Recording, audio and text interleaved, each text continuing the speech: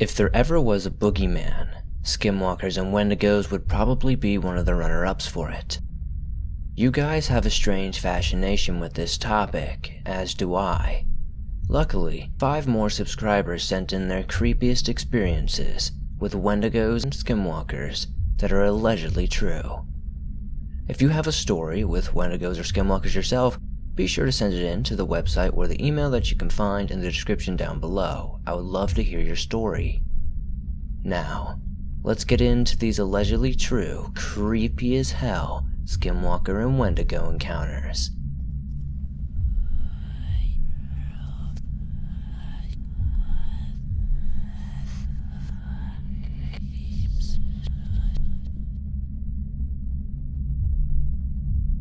My older sister is the type of person to march to the beat of her own drum. This is a story about her. When she was younger, my sister was very interested in rodeos and the whole scene. My family has a pretty impressive legacy when it comes to the sport itself. My sister didn't compete, but had plenty of friends and family who did, and they'd often go watch them. Together, my sisters followed the rodeo circuit all over the Southwest. Sadly, the cowboy lifestyle isn't always so glamorous and can often lead to alcoholism, drugs, and depression. This, unfortunately, was something that took hold of my sister and got her in trouble with the law. She was looking at jail time, and my family and I were naturally concerned for her. This being an unusual thing for my sister to fall into and completely out of character for her, my mother went to a local medicine man to see what we could do for her. The medicine man decided to have a ceremony for my sister. On the day of the ceremony, the medicine man and his wife showed up a little past dusk. They came into our home, and we served the food we had prepared for them. Everyone chatted, and soon after, we all finished cleaning everything up and began the ceremony. All present sat down in a large circle in the living room. The medicine man sat on the far west side of the room. My oldest sister sat to his left. In the center of the circle was a large pile of sand that had been smoothed out on top of where my uncle had got his coals from and fire and placed them on the sand. My medicine man proceeded to pray in Navajo and sing songs of blessing. This lasted into the night, and at the height of the ceremony, the medicine man told my sister they would need to go outside and pray in the darkness. She was instructed not to look around as he sang and to keep her eyes on him at all times. The medicine man, my uncle, and my sister now headed outside, at which point the medicine man began singing into the darkness. My sister was trying to keep her focus on the medicine man when she heard a whistling in the darkness that made her sick to her stomach. It's important to understand our elders teach us of our creatures' taboos at a very young age. One of the biggest things they stress upon is to never whistle at night. Thus, when my sister heard whistling in the darkness, fear gripped her heart. My sister became so afraid that tears began welling up in her eyes. The whistling grew louder and louder as though whatever was whistling was moving closer. My uncle, who was also outside during the prayer, admits to being afraid as well. However, he said he wished to be there for my sister. What he claims to have seen is even more miraculous. My uncle claims as the medicine man sang, he saw a bundle come from above. The eagle feathers the medicine man had up opened like a hand. The bundle gently floated into the feathers, at which one point the feathers closed around the bundle. After this, the medicine man stopped singing and they all went into the house. My sister stumbled in, clearly shaken from the experience, which the medicine man had noticed. My sister asked him what the whistling was, at which the man pointed out to inform her it was a skinwalker trying to call the bundle back to it.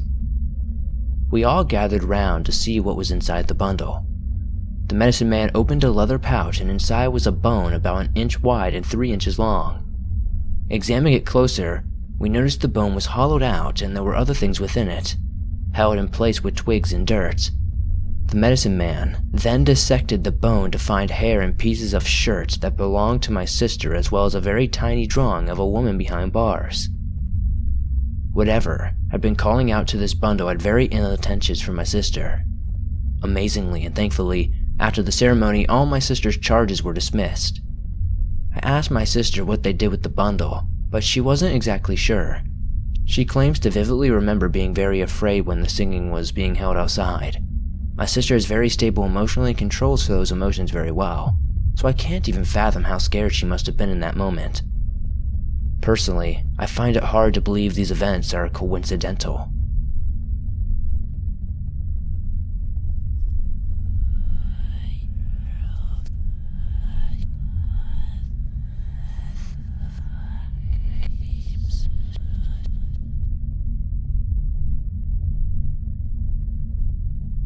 I am a 28-year-old from southern Illinois.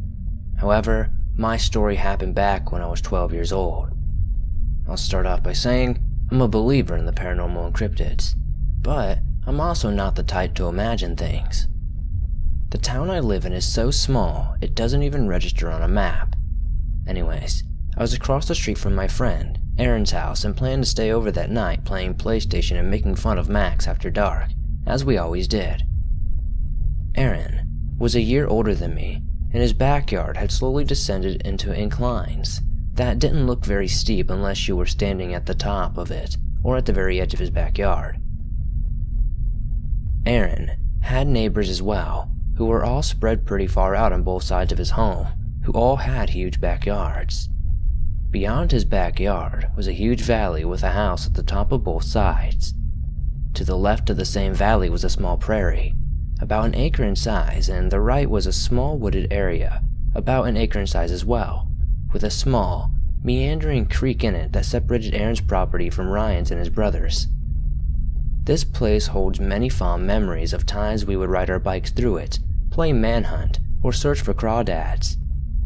On this summer's night, we were hanging out with our friends who were the friends of the kid's family right next to the valley. They actually owned the woods as well. We were in a clubhouse with our friends that was about 10 foot by 10 foot, with a door facing their home.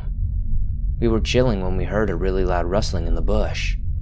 It was dark out, but being junior high kids, we were at an age where we all thought we were tough guys, so we looked outside the window, at which point we saw something moving in the brush close to the woods, about where the woods end and the field begins. I'm not generally one to get creeped out, but for some reason, I was this time. We were no strangers to creatures of the woods like the possums, raccoons, coyotes, strange dogs, and the like, so we didn't think it was a huge deal to check things out. Once we were outside of our clubhouse, and about 100 feet from the edge of the woods, we heard a growl that was followed by a violent movement of the brush. Upon hearing this, we stopped feeling so brave and noped the heck out of there and back to the deck of Ryan's house. Ryan's younger brother told their stepdad that there was something out in the woods. Their stepdad owned a searchlight for boating and hooked it up for the woods and scanned around. Unfortunately, there was nothing there, which led to their stepdad telling us to stop being a bunch of pussies and to calm down. Then he turned and went back inside. Ryan and his brother decided to call it a night. It was well dark at this point. So, at this point, Aaron and I jumped on our bikes and hit the ramp we all built across the creek and headed back to his place. When we arrived, we parked our bikes and went inside. Once inside, we forgot all about the incident by throwing ourselves into PlayStation and Mountain Dew. Aaron's house was your standard mid-century ranch house. His folks used the connecting room between the kitchen and the garage as a TV room for Aaron to do his gaming. In this room was a set of French doors that led outside to their deck, which stood about 10 feet off the ground. At around 2 that morning, we stopped gaming and decided to talk school and girls, which eventually we strayed away from, in favor of speculating about what we might have heard in the woods earlier that night. A little way into our conversation about the woods, we heard a thump outside. It sounded like it came from outside and low to the ground, and shortly after the initial thump, we heard another one. The room we were in was dark, save for the glow from the television, and the volume was inaudible, as we had turned it quite low. Aaron got up and headed for the French doors that had those long vertical 1990s styles blinds covering them. I soon followed and we both peeked out from the opposite sides of the doors. From where we could see, there was a slumped down dark figure by the bottom of the steps to the deck itself. Initially, we thought it might be someone trying to break into his house, and with Aaron's stepdad being out to work on the midnight shift and his mom being a fairly sensitive, needs to be protected type, we decided to say nothing to his mom and save her any worry.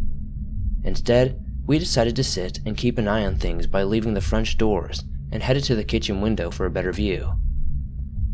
It was with a better view we noticed this thing was bigger than a man, but it was too hard to make out any further details because of how dark it was, and the fact that we were about 15 feet above it.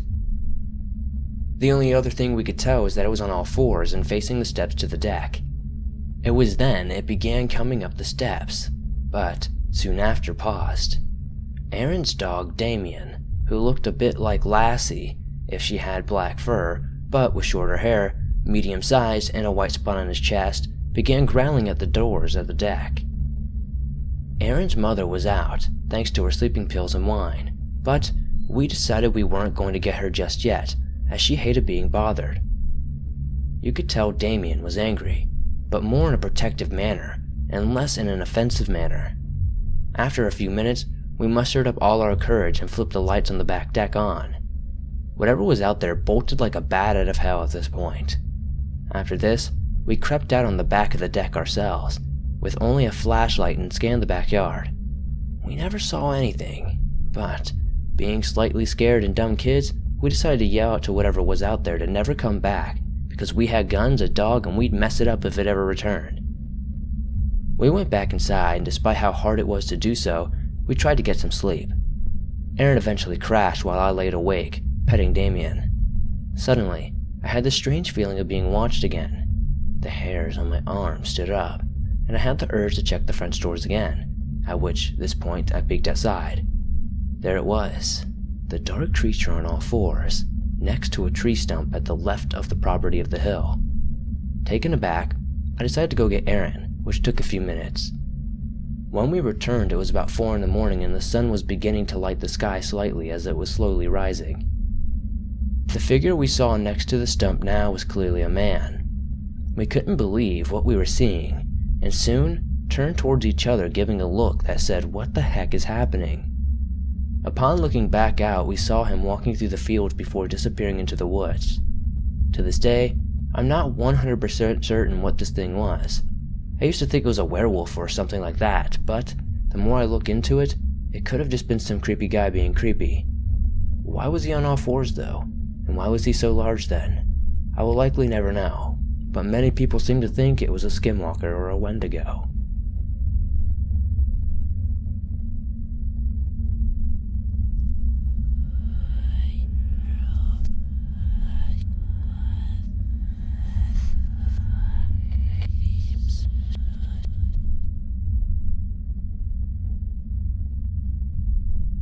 My boyfriend and I were driving home after a date about a year ago. I don't quite remember where we were, but we were driving along a one-lane back road. No street lights, but corn rows on left and tall grass on the right. It was late and completely dark aside from our headlights. My boyfriend was singing while driving, and I was in the passenger seat on my phone. Suddenly, my boyfriend stopped singing. I look at him, my eyes huge as he slams the brakes, and I try to brace myself with my hand, hurting my wrist in the process. My wrist is throbbing, but as I look up, my pain was replaced by fear. We weren't completely stopped, and we were slowly rolling down the road when we saw what looked like to be a coyote walk out into the road in front of us. The problem was, I studied wildlife at university, and something was very off about this coyote. It looked like a coyote, but it was very large and stiff. We initially thought it was scared or hurt, but looking more closely I noticed its skin was tight, and it looked like though it couldn't move at all. It was like someone was wearing a coat that was too small for them. The legs were definitely not coyote-like, and they were lanky and almost seemed to glide with small shudders in each step. The thing crossed our truck, and it stopped and then turned its head to look at us. Its eyes were empty and human-like as it stared at us for what felt like hours, but clearly was only seconds. I continued on towards the cornfield and stopped at the edge, just before darting away in a flash. If I hadn't been there for what happened next, I wouldn't have thought anything of this encounter. The same spot that Coyote walked into, a split second, a human walked out of it. I started screaming, and my boyfriend floored it. It wasn't until I finally calmed down that my boyfriend told me that it was probably a Skinwalker.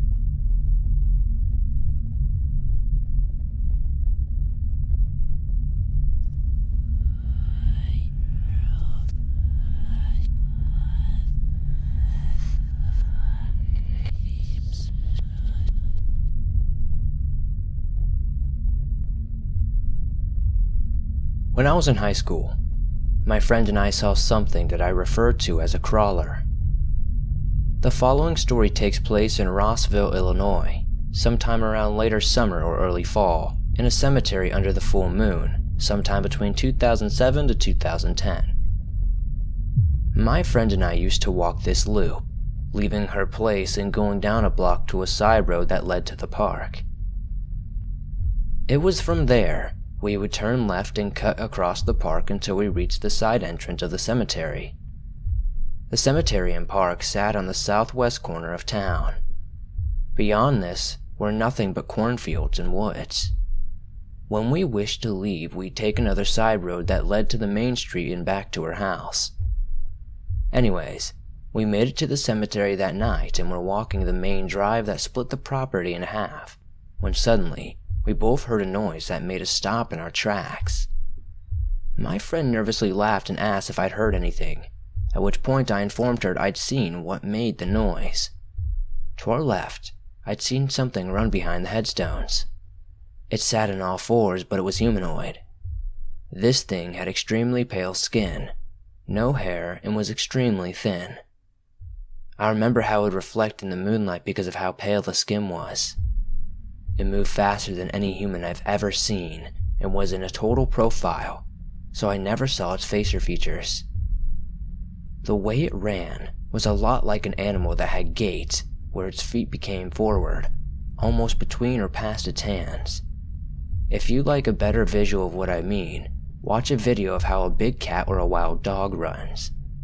Terrified, we called one of her friends out to meet us and take us the rest of the way back home.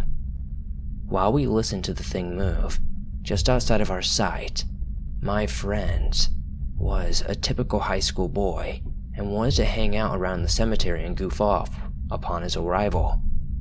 Admittedly, with him there goofing off, things seemed less scary, although I could hear the creature continuing to make wide circles around us just out of sight.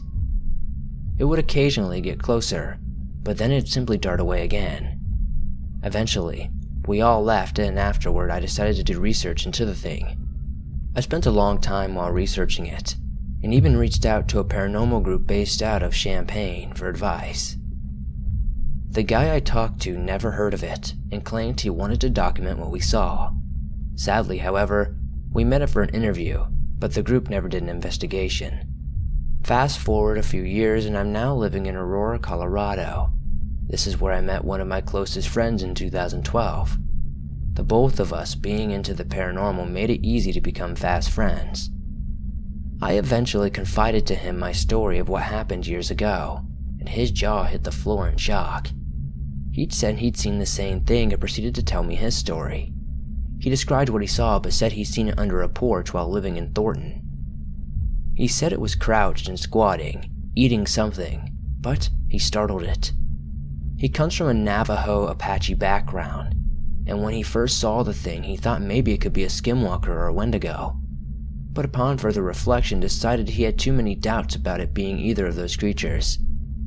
At the time, my friend was dating a girl whose mother claimed to be a medium, and she said she believed someone had awoken something, but we both had serious doubts about that theory. The strangest thing happened when we both brought it up though. We both had intense nightmares about it. His was worse than mine and lasted longer. This was followed by a 6-month span of anxiety and very bad luck for both of us. I always sort of brushed this off as psyching ourselves out. That's why I sent my story into your podcast. I couldn't just write this off, as our nightmares matched exactly. I'd never given out the details of my friends or I's nightmares. I've since dug through tons of lore and stories on the internet and elsewhere, and I'm still not sure. I don't know what this thing was. My best guess at this point is that the nightmares aren't coincidental, and that this being is something interdimensional. It seemed like it can interact with those on a physical plane of existence, but I've never heard of any stories where the thing touched or tried to attack anyone who has seen it. I've speculated often on what this thing could be. The only conclusion I come to is Skinwalker. It doesn't exactly fit that profile though.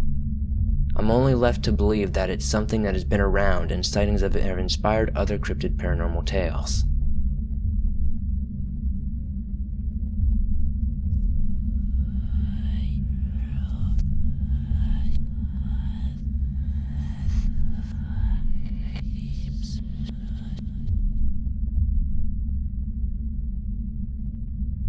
Prior to moving to New Mexico, I'd never heard the term Skinwalker before. I went to New Mexico for work and spent about 2 months there before relocating to Nebraska for a new assignment. I kept to myself for the most part, and didn't spend a lot of time in the area. Every now and again, men I worked with would complain about noises that kept them up at night.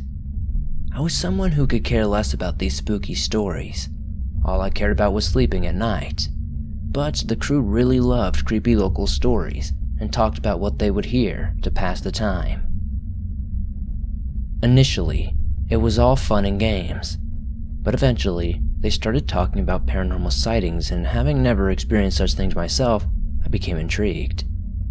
This went on for a time, and no one truly took it seriously until one of the men didn't show up to work one day. The guy that didn't show up was found huddled in his trailer muttering, "Hoofs, eyes, it laughed." That's how it goes anyways, as I wasn't there to witness. After being found, the rest of the crew was told they were going to take him to a hospital. I felt bad for the guy and assumed maybe the stress of the job had gotten to him. The other men, however, were beginning to get worked up. One night while at the bar, I heard 3 guys talking to the bartender about something possibly paranormal happening back at camp. The bartender appeared to be put off by the guys speaking on lore they knew nothing about, and would try to ignore the 3 and serve other customers as often as possible. Eventually, one of the men began speaking on Skinwalkers, while the others listened really intently. The men were inebriated, which made them rather loud, and some of the customers began to look at them with disdain for how obnoxious they were being. I myself was thinking these men were making asses of themselves when I noticed an older man, in farmer's attire, with some Native American print on it. He was listening real closely to their conversation. The man looked disgruntled, and quietly walked behind them, saying nothing. One of the men noticed this, and asked the older man what he wanted. The man said nothing and continued staring at the group. Worried a fight might break out, I stood up from my table and observed what was happening. The men began taunting the old man, but still, he said nothing. Eventually, the 3 men got bored, and the subject of Skinwalkers came up again, at which now the old man spoke. "Stop talking about something you know nothing about." Hearing this, the 3 men now stood up, at which point I moved closer, hoping that the men would see me and realize they should stop. The old man stood his ground and told them not to speak on or meddle in things beyond their understanding. The men grew more irritated, and right as one of them started to step closer to the old man, I butted in. Being as I was somewhat of their superior on the job, the men finally left, leaving me and the old man behind shaking our heads. I apologized to the man, explaining they were drunk and didn't make it right when the old man warned me to be careful. He mentioned the locals didn't talk about such subjects as it only brought unwanted attention. I didn't want to be rude, so I nodded and told the old man I'd watch after my team. I then returned to camp and found one of the men asleep in a chair, in his front of his trailer, a beer in hand. I didn't care if I left him out there, and so I went inside my own trailer and went straight to bed. It was about 3 in the morning when I was awoken to the sound of the men outside yelling. I got up half asleep to find men outside standing around something. I walked up to the overwhelming stout of a man, sleeping with his throat cut. Apparently he had taken his own life with a shard of beer glass. I stepped away, sick to my stomach, but the others stayed behind. I went off path, vomited, when I heard something behind me. When I looked, I couldn't quite make out what was there, only that it was standing a few feet away from me. Initially, I thought it was one of the men, but the person walked funny. I called out to the person, asking them to identify themselves. There was no answer. Instead, the person walked closer, jerking funnily as it did. It was almost like a child learning to walk. I called out again, and this time I got a response. The voice sent chills up my spine, sounding inhuman but almost as though it was trying its best to hide that. The part that scared me the most was that its body began twitching. I began backing up slowly, trying to decide what to do next when it spoke again. Nothing it said made sense, and I couldn't understand it. Eventually the thing walked into the moonlight, and I got to see the horror for myself. It was a mesh of Carl, the man who was dead in the chair, and something goat-like. His skin was stretched out and his face looked like a mask. The feet? Well, they weren't feet, they were hooves. I turned and ran out there as quickly as I could, hoping the thing wasn't going to pursue me. Everyone else was so focused on the body they didn't even notice me running to my trailer. I quickly called the local sheriff, who informed me he was already on his way after the call about Carl being dead. I didn't leave my trailer till the sheriff arrived, as I was still unsure of what to say to him. Sometime after Carl's death, a lawsuit was filed against our company for not finishing the job we were contracted to do. That being said, no one would go out back to that area ever again after several sightings of something inhuman surfaced from the area. I was one of the first men who packed my things and left. I stopped by the local bar on the way home, hoping to find that old man from the other night. He was sitting in the same exact spot he had been that night, drinking. Before I could say anything, he spoke. I warned them, we can't go around talking about stuff like that and expect nothing to happen. I didn't respond to this, but instead asked what I wished to ask. Did he really take his own life, or was it a Skinwalker? The old man looked at me and said in a very serious tone, Don't talk about them. It will attract their attention. The man got up and left without another word. This was the last time I had ever said that word out loud again.